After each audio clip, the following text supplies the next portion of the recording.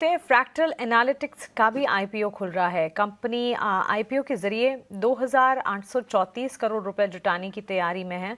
Company के management से हमारे सीनियर एग्जीक्यूटिव एडिटर सजीत मंघाट ने बातचीत की है। आइए वो आपको सुनाते हैं।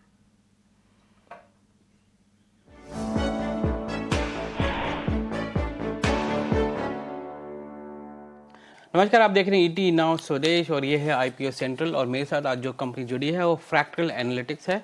एंटरप्राइज एआई कंपनी है, भारत की पहली कंपनी होगी जो एआई प्योर प्ले एआई है और इंडिया में लिस्ट करेगी। इसका आईपीओ जो है 9 को खुलेगा और 11 को बंद होगा।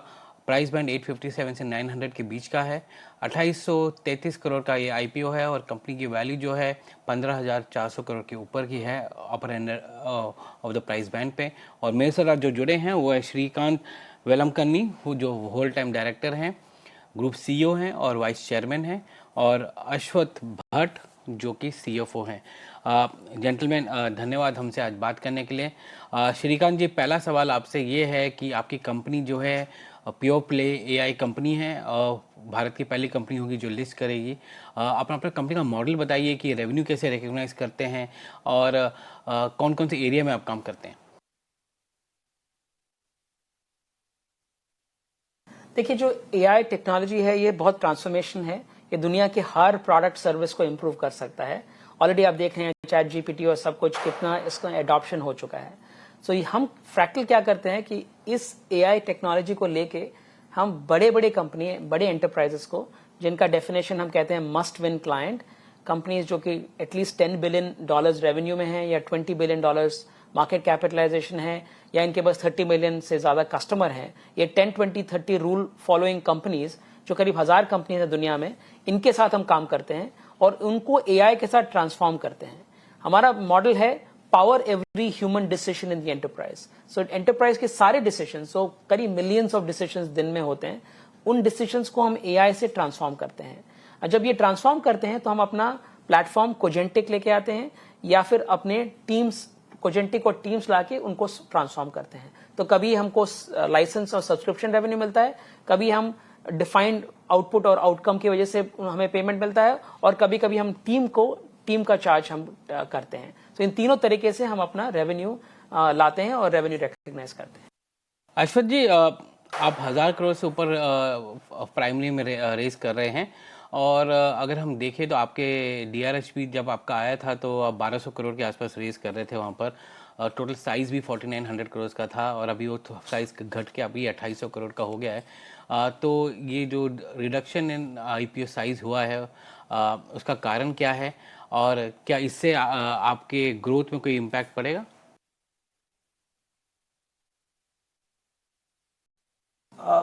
1000 करोड़ जो हुआ है अभी, उसमें use of proceeds for R and D has not change. वो 355 करोड़ पहले से भी था, अभी भी है। और other uses of proceeds, specific uses of proceeds have remained as they were before. So उसमें कुछ बदलाव नहीं है अभी। जीसीपी को हमने थोड़ा चेंज किया है, उसको कम किया है 20% से। सो इसीलिए 1200 crores has become around 1000 crores right now. So this will not impact any growth plans of the company. We have been generating cash, so we will be able to continue driving growth as we had planned before. जी, दूसरा चीज़ आप हमें ये बताइए कि आप जैसे श्रीकांत जी ने बोला कि आप सब्सक्रिप्शन बेस्ड रेवेन्यू है और फिक्स रेवेन्यू भी आता है।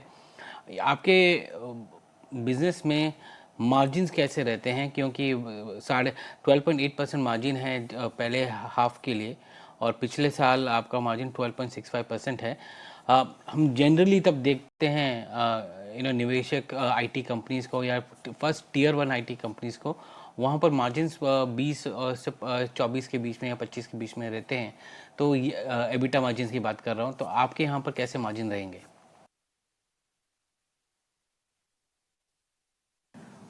हम जब मार्जिन देखते हैं, हम ग्रॉस मार्जिन को पहले देखते हैं। हमारा gross margin last 3 years has been more or less above 45%, like last year was 46% at a group level, and first half of the year it continues to be at that same level, which compares extremely favorably with any of the other IT companies that you are talking about.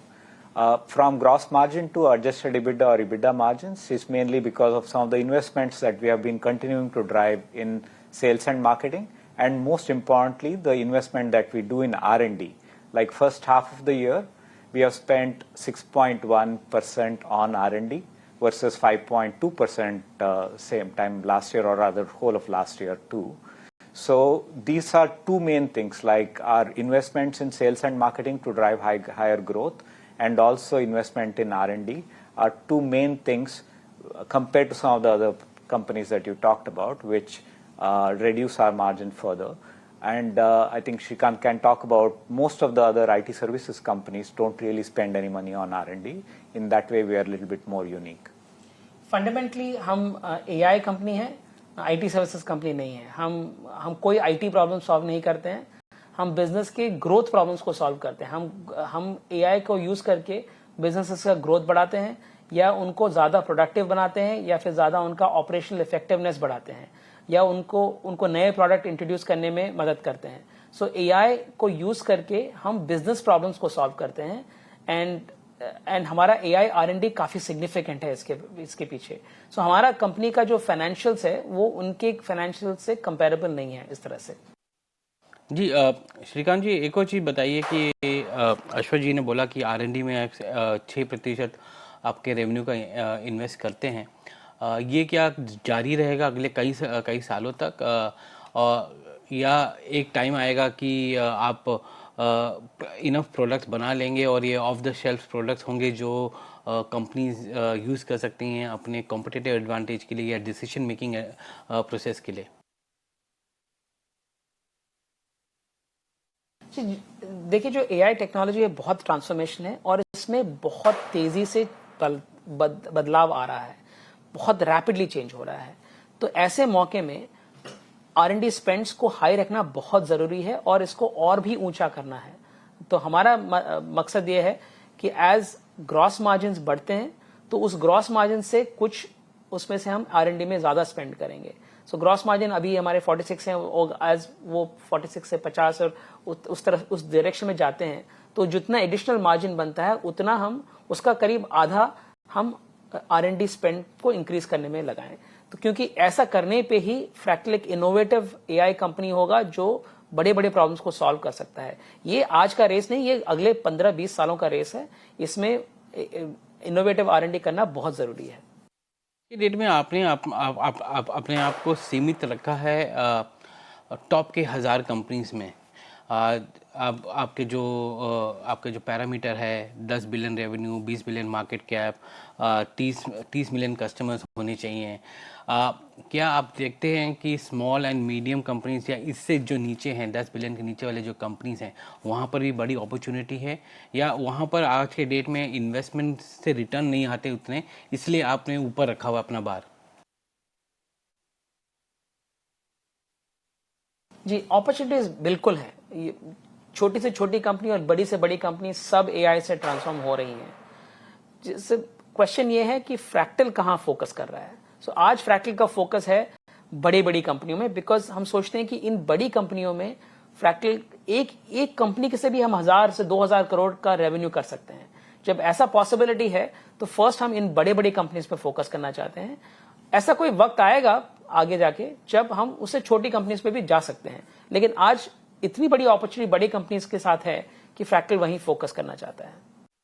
Pricing environment कैसा है यहाँ पर? ये तो hyper competitive market भी है क्योंकि काफ़ी सारे प्लेयर्स ऐसे प्रोडक्ट्स देते हैं जिससे कि आप डिसीजन मेकिंग करें, डेटा एनालिटिक्स प्रोडक्ट्स होते हैं इसमें। तो प्राइसिंग कैसे रहता है यहाँ पर, और स्टिकीनेस कैसा है क्लाइंट का, कि क्लाइंट या आप लॉन्ग टर्म का एग्रीमेंट्स करते हैं क्लाइंट के साथ या शॉर्ट टर्म एग्रीमेंट्स होते हैं? जी, कंपेरेटिव तो है क्योंकि ये इतना बड़ा क्षेत्र है और इतने प्रॉस्पेक्ट्स हैं, तो बहुत सारी कंपनीज इसमें पार्टिसिपेट करना चाहते हैं। लेकिन इसका मतलब ये नहीं कि सब कंपनीज जीत सकते हैं। इसमें डीप R&D की जरूरत है, टॉप क्वालिटी प्रोडक्ट्स की जरूरत है, और वेरी हाई क्वालिटी टैलेंट की जरूरत है। सो इनसे जो क्लाइंट है अगर उनको पता लग जाता है कि कौन सी अच्छी कंपनी है और कौन सी नहीं है, तो ये कंपेरेटिव है, लेकिन इसमें जीतने का चांस काफी हाई है। और फ्रैक्टल इसीलिए हम फ्रैक्टल बड़े बड़े कंपनीज में फोकस करते हैं, बिकॉज यहाँ पर कंपेरेटिव लैंडस्केप थोड़ा डिफरेंट है। सारे छोटे मोटे प्लेयर्स इतनी बड़ी कंपनीज को सर्व करना नहीं जानते हैं कैसे करना है, और इन बड़ी कंपनियों में एंटरप्राइज कॉम्प्लेक्सिटी बहुत हाई है, स्टेक होल्डर कॉम्प्लेक्सिटी बहुत हाई है, और इनको अगर ट्रांसफॉर्म करें, अगर छोटा सा भी इनमें चेंज करें तो उनको बिलियंस ऑफ डॉलर्स का इंपैक्ट हो सकता है, बहुत फायदा हो सकता है। सो हमारा काम जो है उसका नतीजा बहुत हाई होता है जब हम बड़ी कंपनी के साथ काम करते हैं।